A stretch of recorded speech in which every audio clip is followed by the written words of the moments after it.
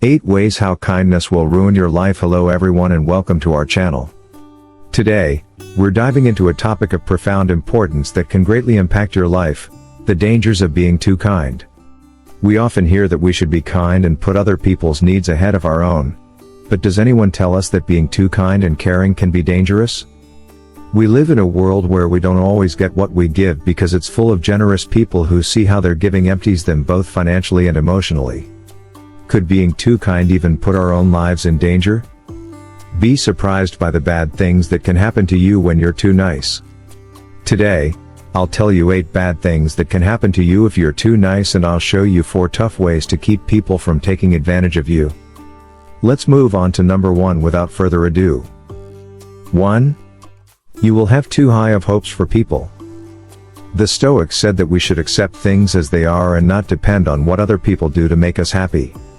Giving without asking too much in return keeps you from being disappointed and helps you practice emotional separation, which gives you a calmer mind. Whether we are aware of it or not, it's hard for us to be fully selfless when we give. When we give everything we have, we expect everyone else to do the same when it's us who needs something important. Though you've gotten people so used to having everything done for them that they'll take it for granted that you can handle everything in their lives and yours, especially your own, because if you don't take care of your own, why would you take care of other people's? In reality, your hopes of reciprocity won't be met, and you'll end up with a bad mood, tiredness, anger, and sadness. Still, if we look at it objectively, people aren't letting you down. They're just doing what you should be doing, which is taking care of their own tasks. People will only expect you to give them something, which is the second point. 2. People will expect you to give them something.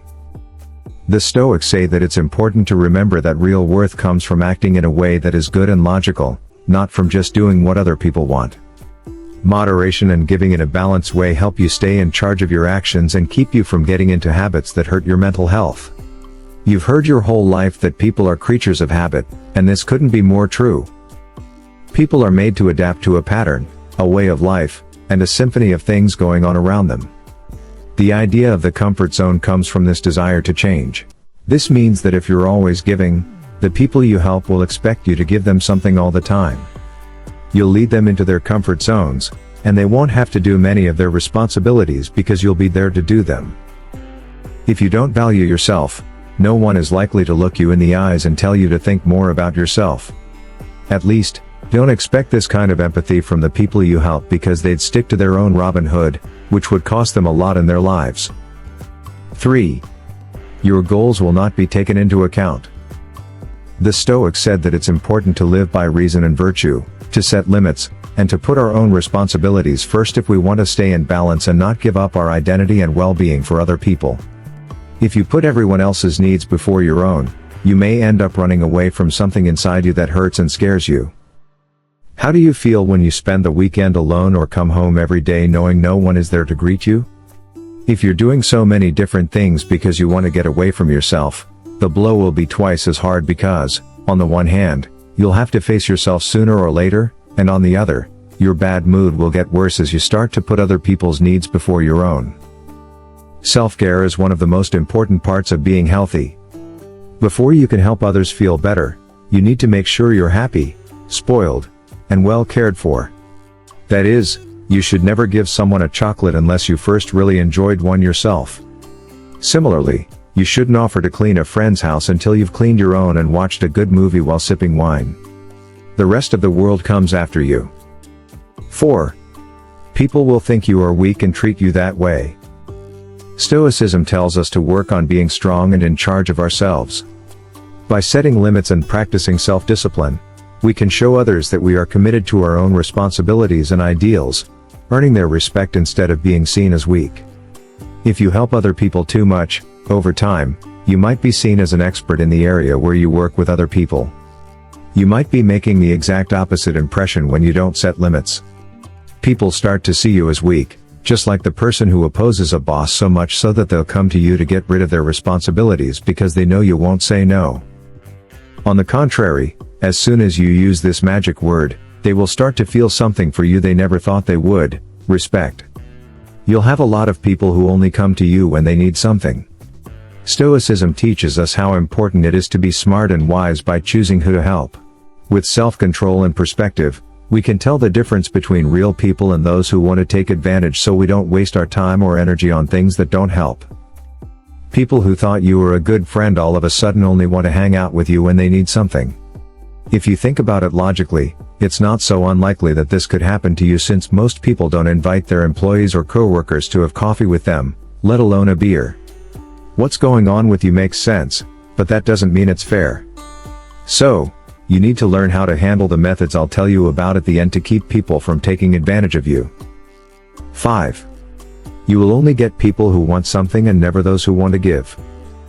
With patient judgment, we can build relationships that are real and good for both parties. People come into our lives because their energies match up with ours. That is, if we vibrate low, we attract people who are negative, depressed, have dark souls, and want to hurt us. When our vibrations are high, on the other hand, we draw people who are full of good energy, kindness, excitement, hard work, and joy. Because of this, when we give to everyone, we lose so much energy that we start vibrating at a low frequency. This makes needy people feel drawn to us, as well as opportunists who don't even want to help and only want to take what they can from us and leave without even saying thank you. 6. You could end up getting hooked on something. The Stoics taught people to be calm and in charge of themselves. Self-discipline in giving keeps us from getting stuck in bad habits and lets us keep a good relationship with our actions and choices. When shortage is a regular part of our lives, the need for something grows, which is the best way to get addicted. So, one day someone close to you might notice that you drink too much and not just spring water. They might also notice that you eat too much or even gamble too much. Pay close attention to what someone who cares about you says, because your first instinct may be to get mad at them and tell them you don't have any problems. But this is how people usually act when they are so caught up in their own problems that they can't see that they have one. Always remember that people who care about you want what's best for you, so pay close attention to what they say, because they're trying to help you stop falling and move forward. 7. You'll make people think twice. Stoicism tells us to do good things no matter what other people think of us. By focusing on living in line with our beliefs and principles, we build a good image that can withstand false accusations. No matter how much we'd like things to be different, the truth is that there aren't that many kind people in the world. So, if you are one, people will be suspicious of you instead of being impressed and thankful. It won't be long before your kindness makes people wonder what's going on with you and what plans you have that you don't tell anyone about. This could mean you've met a group of suspicious people, but it's more likely that they're just being honest. Most people who want to help too much are hiding such evil plans that it's best to stay away from them and refuse the help they offer. 4 tough ways to keep people from taking advantage of you. Strategy number 1. Pay attention to how you feel, because it's telling you something. Based on the Stoic idea of self-awareness, pay attention to how you feel. The Stoics thought it was important to think about yourself to understand your feelings and wants. By paying attention to your feelings, you can tell if you're giving too much and wearing yourself out mentally. This lets you change your focus and find a good balance. How does it make you feel to help other people? Thinking about yourself and putting yourself first is such a kind thing to do that you should feel like you're walking on clouds when you do it. So, if you feel too busy, tired, angry, or used, it's time to listen to how you feel. If something you don't have to do makes you feel so bad, you shouldn't lie to yourself about it. Instead, find out how the help you're giving affects your health. Strategy number 2. Don't be afraid of the word no. Following the lessons of the Stoics, you should realize that your time and energy are important and need to be used in a balanced way. Self-control can be shown by being able to say no when you feel too busy or when the request is unfair. Even though the word no makes us think of bad things and sadness, it's normal for us to find it hard to say it. But if we don't learn to say this word when someone wants more from us than we can give, pessimism will take over our lives. Practice in front of the mirror and tell yourself that it's the only way to regain your freedom and avoid unnecessary and possible risks. Strategy number 3. You have a time and a place for yourself, respect them. Following the Stoic values of self-discipline and self-respect, it's important to give yourself time and room to take care of yourself. Do what you like exercise, drawing, listening to music while having a cup of tea, or anything else that gets you going. Finish your responsibilities as soon as you can so you can try this out. You should take this very seriously, so seriously that you should schedule this time every day or every week. So, if someone asks for your help at that time, they need to be very kind and helpful to you, not to the person, so without remorse, you tell them no and enjoy that time and space just for yourself.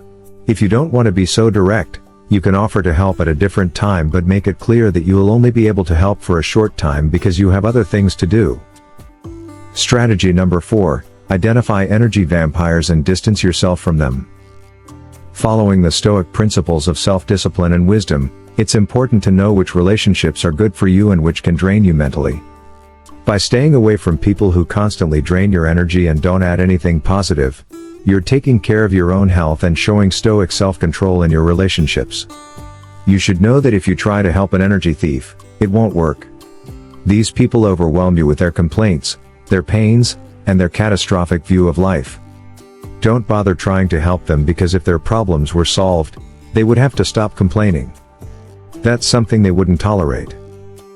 Conclusion.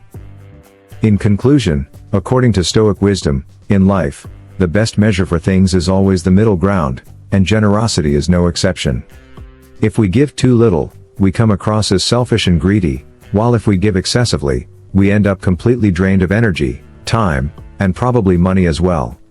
So lean toward the grays, which are still the best choices for finding a balance between putting other people's needs first and putting your own needs first. And if you're ever unsure, just remember the magic word, no, even more so if they offer to drive you home from the window of their car. We've reached the end of this journey, and I sincerely hope these tips will be of great use to you. Don't forget that you are a crucial part of this channel, so if this video has helped you, made you think, or you've learned something, give it a thumbs up so that more people can discover the powers of Stoic wisdom. And if you haven't already, don't forget to check out our ebook about Stoicism and how to apply it in your own life. Subscribe for a daily dose of Stoic wisdom and growth. Thank you for watching.